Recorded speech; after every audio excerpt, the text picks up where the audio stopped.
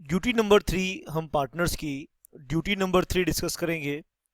इससे पहले हमने पार्टनर की दो ड्यूटीज़ आपके साथ डिस्कस करी, जनरल ड्यूटीज़ सेक्शन 9 के अंदर and duty to indemnify for loss cost by fraud, वो भी हमने डिस्कस करी आपके साथ सेक्शन 10 के अंदर। ड्यूटी नंबर 3 सेक्शन 11 में हम डिस्कस करेंगे। आइए आप ध्यान से बात को सुनेंगे और समझेंगे। Section 11 duty number 3, not to carry on business. कोई भी कंक्लूजन निकालने से पहले पूरी बात सुननी पड़ेगी आपको। बिजनेस नहीं करेंगे तो क्या करेंगे। अब ये जो पॉइंट है, ये point number 3, duties of partners हम कर रहे हैं, इसके ऊपर प्रैक्टिकल लाइफ में बहुत डिस्प्यूट होते हैं। Where there is a restraint, restraint का मतलब होता है पाबंदी, रोक है। पार्टनर्स ने एक दूसरे के ऊपर रोक लगाई है कि आप ये जो बिजनेस हम कर रहे हैं या कोई और बिजनेस आप कैरी नहीं करेंगे। Where there is a restraint in the contract, the partner shall not carry on any other business which he continues to be a partner while he continues to be a partner। आइए बहुत ध्यान से अपने बात समझना है। The partner shall not carry on any other business while he continues to be a partner, कि एक पर्सन जब तक फर्म में पार्टनर है तो कोई वो और बिजनेस कैरी नहीं कर सकता, फर्म के बाहर जाके बिजनेस नहीं कर सकता। लेकिन ये ड्यूटी तभी अराइज होती है जब डीड के अंदर ये रिस्ट्रेंट हो, यानी डीड साइलेंट है तो उसका मतलब ये है पार्टनर दूसरा बिजनेस भी कर सकता है, फर्म के बाहर जाके बिजनेस भी कर सकता है। और इस ड्यूटी को एक्टिवेट करने के लिए कॉन्ट्रैक्ट के अंदर रिस्ट्रेंट होना जरूरी है। यह है ड्यूटी नंबर 3 सेक्शन 11। आइए हम इसके बाद ड्यूटी नंबर 4 भी आपके साथ डिस्कस करेंगे। आप ध्यान से बात को सुनिए। Duty number 4 section 12, duty number 4 section 12, act diligently. Diligently मतलब तत्परता से काम करना है, नेग्लिजेंटली काम नहीं करना, लापरवाही नहीं करनी। जब आप पार्टनरशिप बिजनेस कर रहे हैं, बिजनेस में तो नेग्लिजेंसी जैसी चीज किसी चिड़िया का नाम ही नहीं है।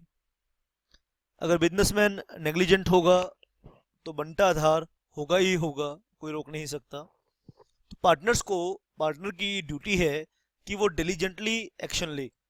Every partner is bound to attend diligently to his duties, यानी जितनी भी ड्यूटीज हम पढ़ रहे हैं ये भी एक ड्यूटी है कि आपने अपनी ड्यूटीज को डिलीजेंटली पूरा करना है in the conduct of the business. Duty number 4, act diligently. Duty number 5 discuss करेंगे बेटा आपके साथ, section 13 clause A, not to claim remuneration. Remuneration मतलब सैलरी। पार्टनर तो कैपिटल कंट्रीब्यूट करते हैं और कैपिटल का क्लेम प्रॉफिट्स की तरफ होता है, ना कि सैलरी की तरफ। A partner is not entitled to receive remuneration for taking part in the conduct of the firm's business.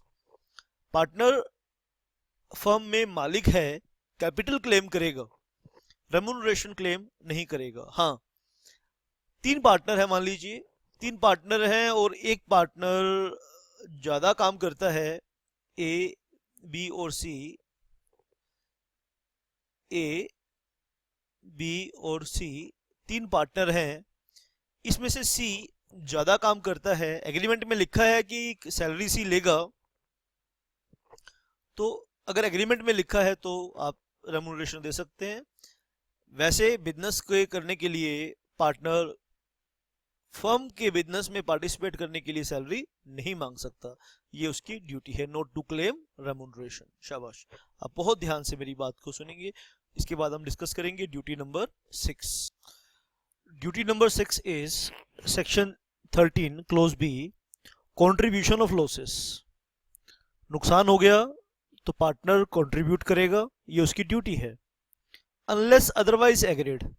अब ये ड्यूटी अराइज तब नहीं होगी जब आपने कॉन्ट्ररी एग्रीमेंट किया हुआ है, अनलेस अदरवाइज एग्रीड, ध्यान से बात को सुनिए,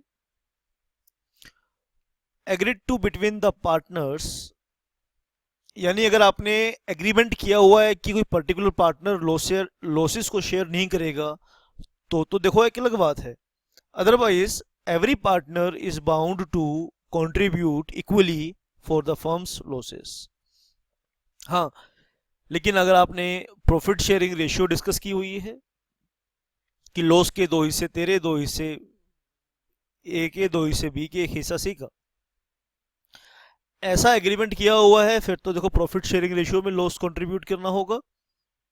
अगर कोई एग्रीमेंट नहीं है तो सभी पार्टनर्स बराबर बराबर लॉस शेयर करेंगे। ये है ड्यूटी नंबर 6। चलिए आगे डिस्कस करेंगे ड्यूटी नंबर 7। इंडemnify का मतलब आपको बताया, किसी नुकसान को ठीक करना। For loss due to wilful neglect, लापरवाही से। पहले हमने पढ़ा था फ्रॉड के कारण, एक पार्टनर के फ्रॉड के कारण फर्म को नुकसान हुआ, तो नुकसान की भरपाई वो पार्टनर करेगा जिसने फ्रॉड किया।